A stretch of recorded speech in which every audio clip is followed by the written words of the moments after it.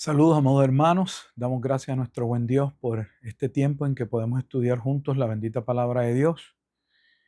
Me encuentro desde la isla de Puerto Rico, así que estamos unos días acá en el ministerio, llevando a cabo o cumpliendo con ciertas responsabilidades, pero damos gracias porque podamos sacar aunque sea un pequeño tiempo. Hemos tenido varias situaciones para poder grabar. Esperamos que la grabación finalmente pueda salir y llevar a cabo nuestro estudio bíblico. Eh, Saludos a los hermanos de allá de la Iglesia Bíblica, Jesucristo es el Señor, los cuales tengo la honra de poder ser su pastor. Y damos gracias, Señor.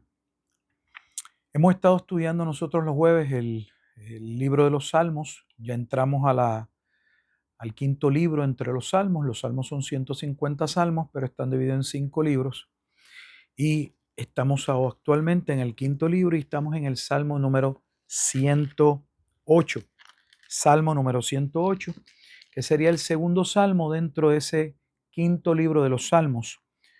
Vamos a pasar a leerlo y oramos para dar una corta explicación y una reflexión por motivo de las circunstancias, pero que esperamos, como siempre, que Dios pueda ayudarnos y sea edificación. Vamos a leer primero la bendita palabra de Dios en el Salmo 108 y dice de la siguiente manera: Mi corazón está dispuesto, oh Dios, cantaré y entonaré salmos. Esta es mi gloria. Despiértate, salterio y arpa. Despertaré al alba, te alabaré, oh Jehová, entre los pueblos. A ti cantaré salmos entre las naciones, porque más grande que los cielos es tu misericordia, y hasta los cielos tu verdad. Exaltado sea sobre los cielos, oh Dios, y sobre toda la tierra sea enaltecida tu gloria, para que sean librados tus amados. Salva con tu diestra y respóndeme. Dios ha dicho en su santuario: yo me alegraré, repartiré a Siquem y mediré el valle de Sucot. Mío es Galaad, mío es Manasés, y Efraín es la fortaleza de mi cabeza. Judá es mi legislador. Moab la vasija para lavarme. Sobre Edom echaré mi calzado. Me regocijaré sobre Filistea. ¿Quién me guiará a la ciudad fortificada? ¿Quién me guiará hasta Edom? ¿No serás tú, oh Dios, que nos habías desechado y no salías, oh Dios, con nuestros ejércitos? Danos socorro contra el adversario, porque vana es la ayuda del hombre. En Dios haremos proezas y Él hollará a nuestros enemigos. Vamos a orar. Bendito Dios y Padre eterno, damos gracias por tu bendita palabra, tu eterno consejo, la cual, oh Dios, reconocemos como divinamente inspirada, palabra que corrige, instruye, reprende, exhorta, en fin, palabra que continúa ese proceso de transformación, de renovación de los pensamientos, donde podemos ver, oh Dios, tu bendita voluntad y, oh Dios, cambiar nuestros malos pensamientos, aquellas cosas que hemos adoptado como verdades que no lo son, por aquellos que es la verdad eterna, la verdad revelada, el verbo encarnado, tu Hijo amado Jesucristo. Permitas, oh Dios, que una vez más el Salmo 108 sea de bendición, de beneficio a nuestro entendimiento y con ello, oh Dios Padre Santo, a todo nuestro ser, donde nuestra alma pueda comprometerse y nuestra voluntad a vivir de acuerdo a la norma, a la medida de aquel que su plenitud no solo llena todas las cosas, sino que es la medida, que es el estándar con el cual debemos medirnos y buscar alcanzar. Sabemos que de este lado ninguno de nosotros puede llegar a la medida de la plenitud de Cristo. Sin embargo, Primera de Juan capítulo 3 nos exhorta, nos llama a que continuemos ese proceso de santidad que la palabra dice, sin la cual nadie verá al Señor. Damos gracias por tu bendita palabra. Abre los ojos de nuestro entendimiento, que podamos tener ojos para ver, oídos para escuchar y una voluntad bien dispuesta para poder obedecer. Siempre damos gracias en Cristo Jesús, Señor nuestro, sabiendo que tu palabra edifica a tu pueblo, al pueblo que ya ha sido alcanzado, pero también llama a aquel pueblo que fue decretado y que todavía no ha procedido al arrepentimiento y a la fe. Damos gracias por tu soberanía, oh Dios, y por tu misericordia. En Cristo Jesús damos gracias. Amén y amén. Estamos en el Salmo 108 y el Salmo 108 está compuesto cuando lo leemos con cuidado. Y en nuestro caso, que venimos haciendo un estudio del libro de los Salmos, podemos ver que estos 13 versículos son en un sentido una recapitulación o contienen dos extractos amplios, podríamos decir, porque son varios versículos de otros dos salmos, y nos referimos al Salmo 57 y al Salmo número 60. De hecho, del versículo 1 hasta el versículo 5 aproximadamente proviene del Salmo 57. Y esa otra parte del versículo 6 en adelante proviene del Salmo 60, versículo 5 aproximadamente hasta el 12. Inicia el Salmo diciendo: mi corazón está dispuesto, oh Dios, cantaré y entonaré salmos. Esta es mi gloria. Sabemos por este mismo libro de los Salmos, en los primeros capítulos, que el corazón del hombre no está dispuesto.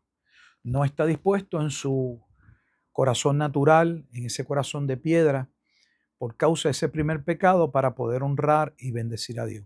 Solo un corazón que ha sido transformado por la gracia de Dios puede estar dispuesto y deseoso en voluntad de poder cantar y entonar, alabar, y más que una expresión de adoración, poderse rendir realmente a la bendita soberanía y llevar a cabo en obediencia lo que se nos ha demandado.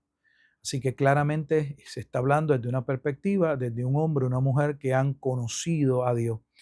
Debemos recordar que es el libro de los Salmos el que presenta la base teológica que luego Pablo utiliza en Romanos capítulo 3 para hablar acerca de la doctrina que nosotros en el ambiente reformado llamamos la depravación del hombre, la corrupción radical, la inhabilidad total, o sea, las consecuencias del pecado original. Quien está hablando está peticionando claramente y tiene un gran deseo, y su gloria es poder con su corazón y en voluntad cantar y entonar salmos al glorioso nombre de Dios. Despiértate, salterio y arpa, despertaré al alma, o sea, que llama a toda la creación a alabar a Dios. ¿Por qué razón? Dice el versículo 3: te alabaré, oh Jehová, entre los pueblos. También debe llamarnos la atención el versículo 3, porque es una alabanza que no llama solo a la creación, sino que no se limita a una parte del pueblo de Israel que sería llamado o salvo, sino que está hablando de que las naciones también responderían en su momento.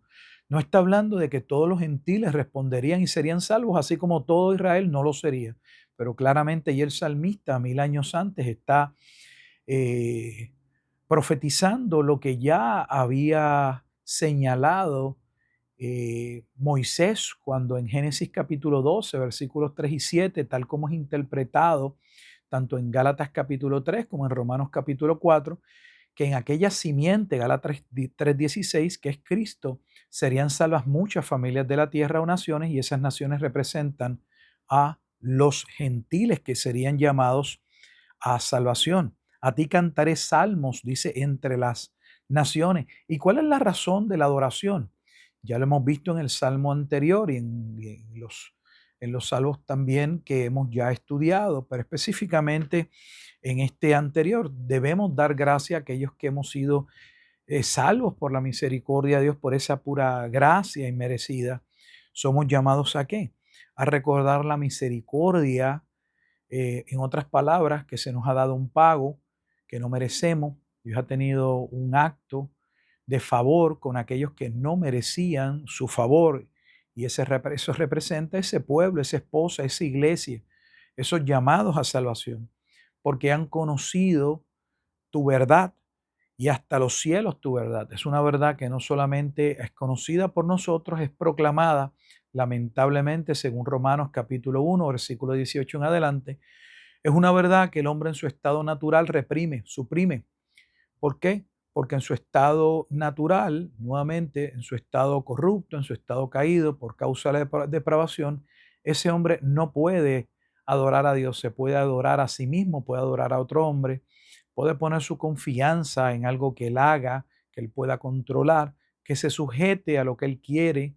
En otras palabras, está muerto en sus delitos y pecados. Sin embargo, el salmista dice en el versículo 5: exaltado sea sobre los cielos, oh Dios, y sobre toda la tierra sea enaltecida tu gloria. O sea que el Dios creador debe ser adorado no solamente en el cielo, sino en la tierra. Y lo vimos en aquella oración bajo el ministerio de Jesús cuando enseñó a sus discípulos aquella oración donde debían clamar y pedir porque se haga la voluntad en la tierra como se hace en los cielos, refiriéndose a aquellos ángeles, a aquellas criaturas angelicales que Dios ha preservado para adoración, para llevar a cabo sus planes, o como dice Hebreos también, algunos constituidos a beneficio como siervos de aquellos que heredarían la salvación. ¿Y cuál es la petición en especial? Hay una adoración procurando y esperando en su deseo de que Dios librara a su pueblo de sus enemigos, que librara a aquellos que Dios ha amado. Y la realidad es que los que hemos sido salvos hemos experimentado el más grande amor. Romanos capítulo 5, versículo 8, que dice claramente que no hay un amor más grande, sino el amor de aquel que da su vida por el pecador. La realidad es que suena de esa manera y podría parecer algo general, pues pecadores somos todos, Dios debía haber muerto por todos o favorecer todos, pero eso no es lo que declara la Escritura. La Escritura declara que Dios quiso y tuvo misericordia de los que Él quiso tener misericordia, y fue un acto de su voluntad la que lo llevó a tener misericordia de un pueblo. Y aunque querramos negarnos, no podemos hacerlo, al menos no lo podemos hacer por la Escritura, tendríamos que negar la Escritura, porque desde el primer libro de la Escritura claramente se establece que Dios es un Dios soberano, que tiene gracia sobre quien Él quiere tener gracia, y lo podemos ver por poner un ejemplo en los patriarcas.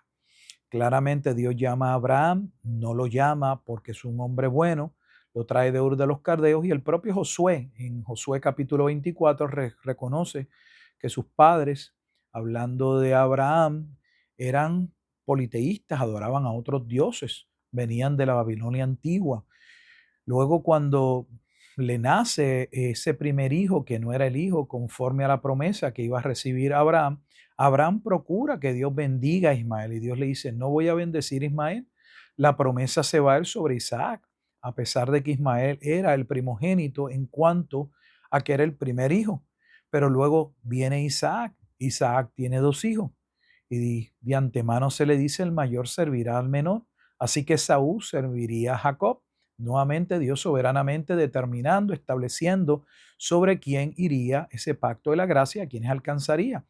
Y así sucesivamente. Lo mismo pasa posteriormente con relación a Jacob. Uno esperaría tal vez que el Mesías viniera del primogénito de Jacob o Israel. Pues no, vendría del cuarto hijo de Judá, vendría Silo. Así que Dios tiene misericordia de quien Él tiene misericordia, y aquellos que han sido alcanzados por la misericordia de Jehová, como lo vimos en el Salmo 107, deben alabar su nombre.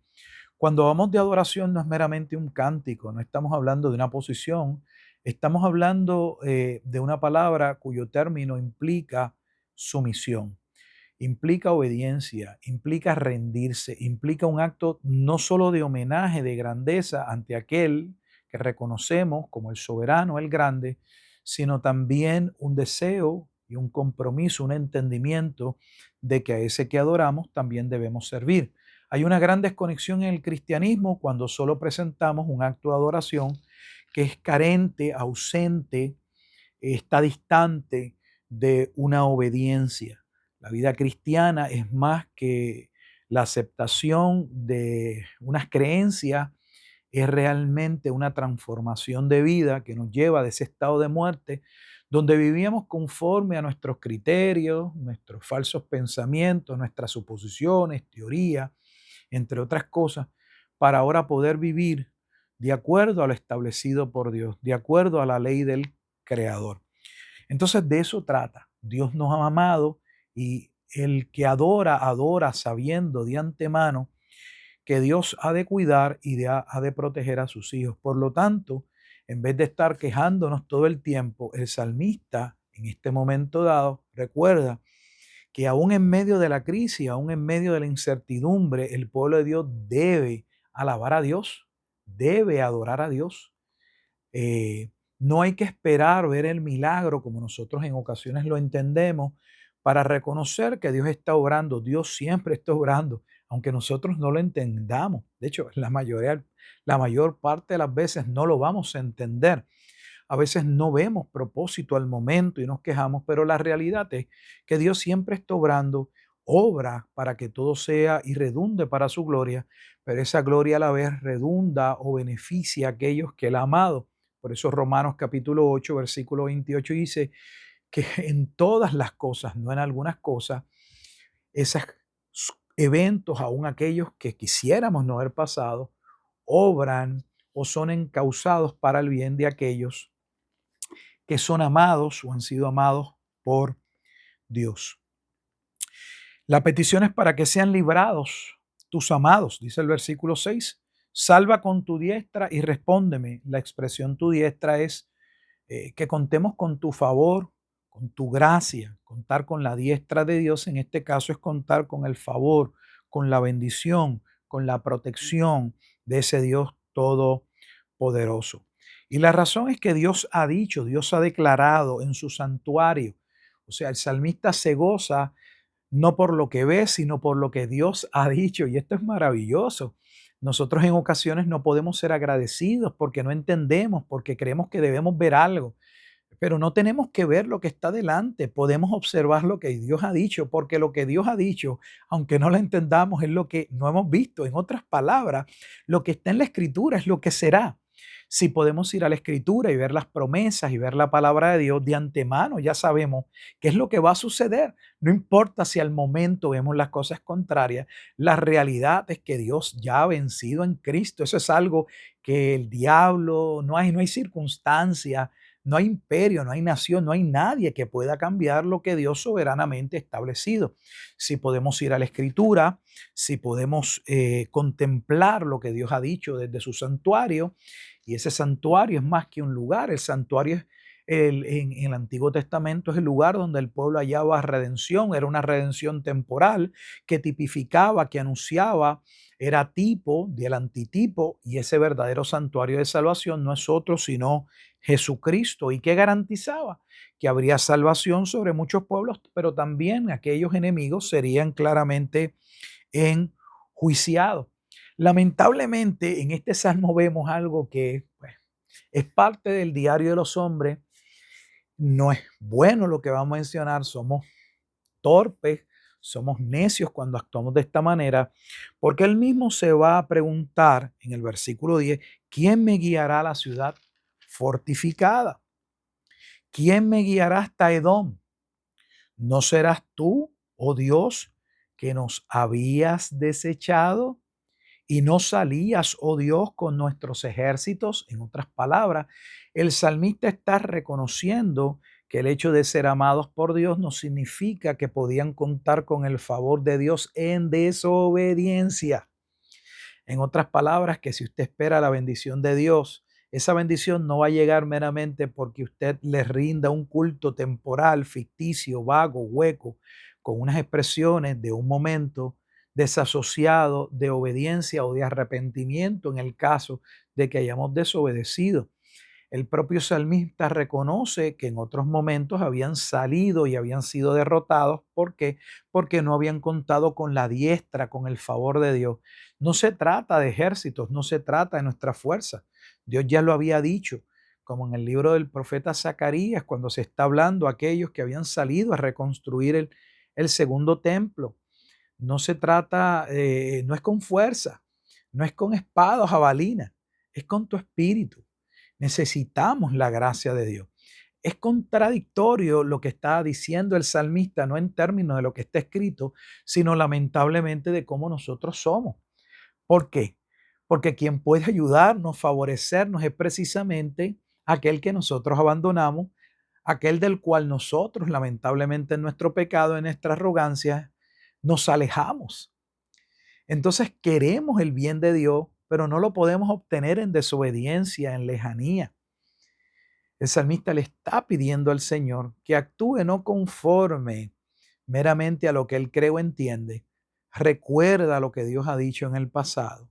Y hay una proclamación de que podamos confiar y entender, oh Dios, tu amor y tu misericordia, y que podamos contar con tu gracia, con esa gracia que de antemano se establece, no es alcanzada por obra, sino que es una gracia, una misericordia, un pago que no hemos obtenido. Por eso se llama gracia, como se establece en Romanos capítulo 4.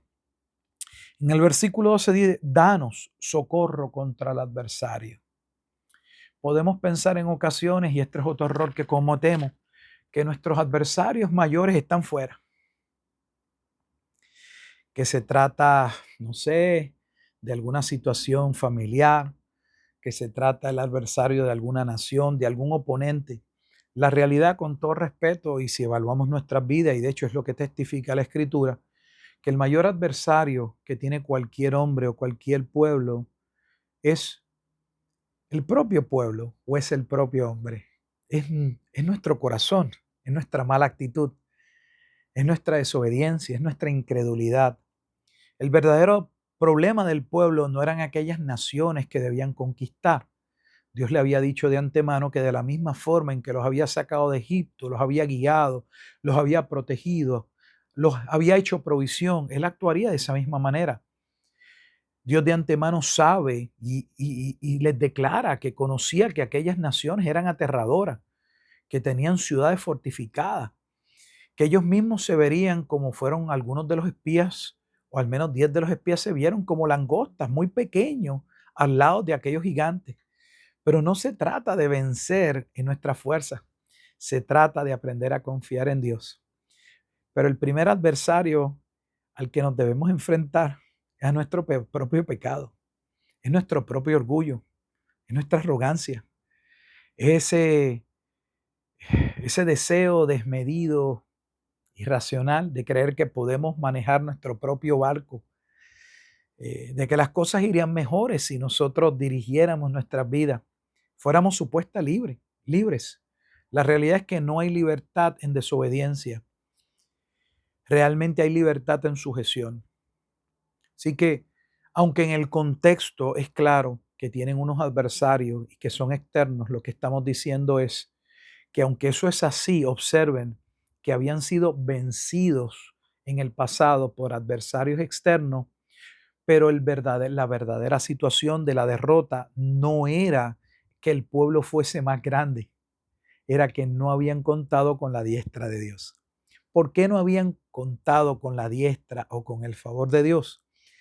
Porque el enemigo principal que ellos tenían eran ellos mismos.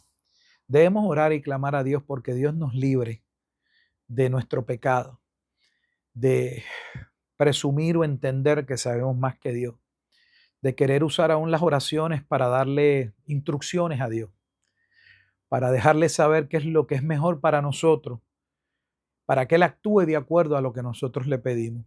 La realidad es que debemos orar, sea hecha tu voluntad. La verdad es que debemos orar y decirle, Dios, no sabemos qué es lo que conviene. La verdadera razón es decirle, Dios, te necesitamos y mucho más de lo que nosotros entendemos. El salmista alaba a Dios. Y finalmente, ¿por qué alaba a Dios?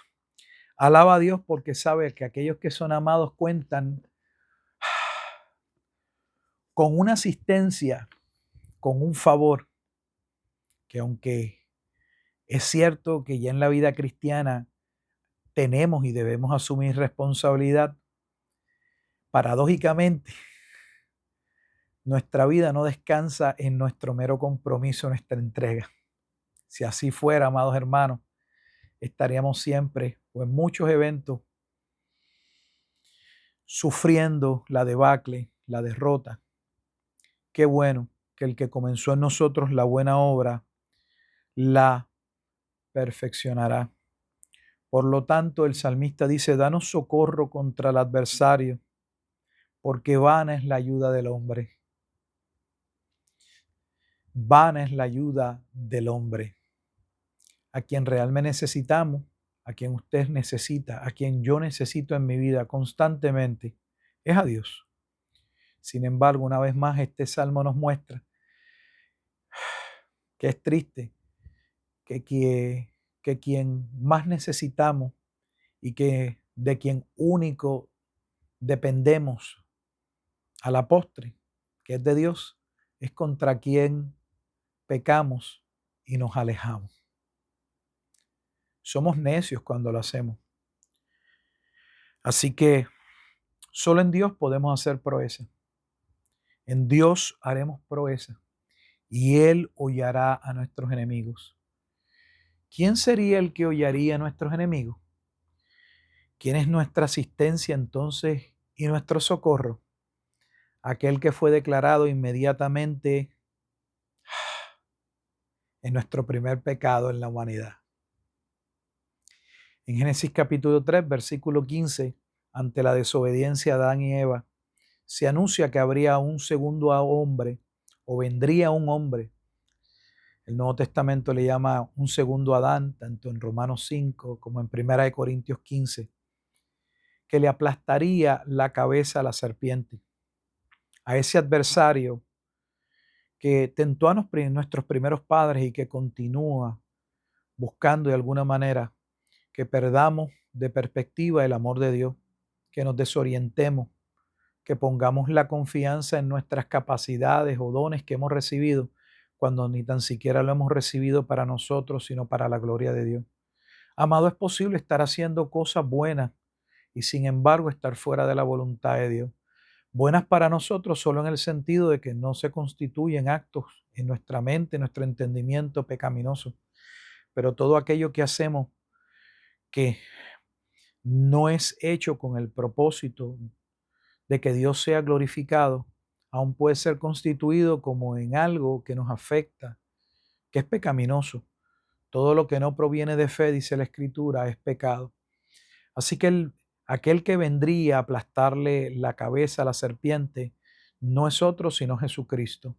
Pablo vuelve a señalar esa verdad en la carta a los Romanos, también estableciendo que nosotros junto a Él, porque hemos sido unidos en Cristo, aquellos que somos amados, aplastarían, serían parte de aquellos que vencerían junto a Jesucristo, claramente porque Él venció. Nosotros somos más que vencedores.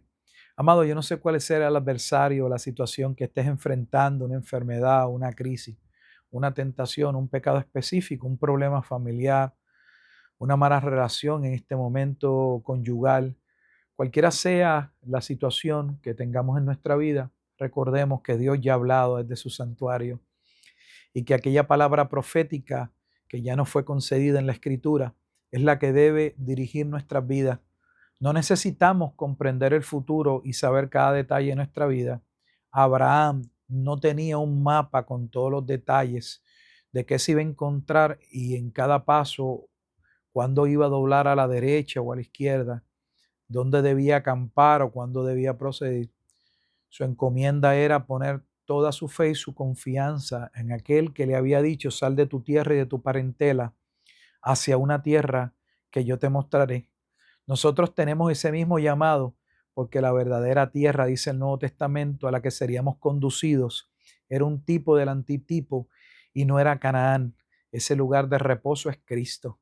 En otras palabras, continuemos como Abraham, caminando la buena carrera de la fe, puestos los ojos en Jesús, el autor y el consumador de aquello que somos llamados a creer y a vivir. Espero que esta corta reflexión en el Salmo 108 sea de bendición. Damos gracias por este tiempo acá en la isla donde Dios nos permitió nacer. Y nuevamente un saludo a mis hermanos de la Iglesia Bíblica, Jesucristo es el Señor, en la ciudad de Halton. Y un besote por acá a mi amada esposa Betsy, que me hubiese gustado que estuviera conmigo, pero por otras razones que a veces suceden, no está. Así que un saludo a la distancia a todos Y recuerden, adelante en el Señor siempre. Bendiciones, amados hermanos. Será hasta una próxima ocasión. Bye bye.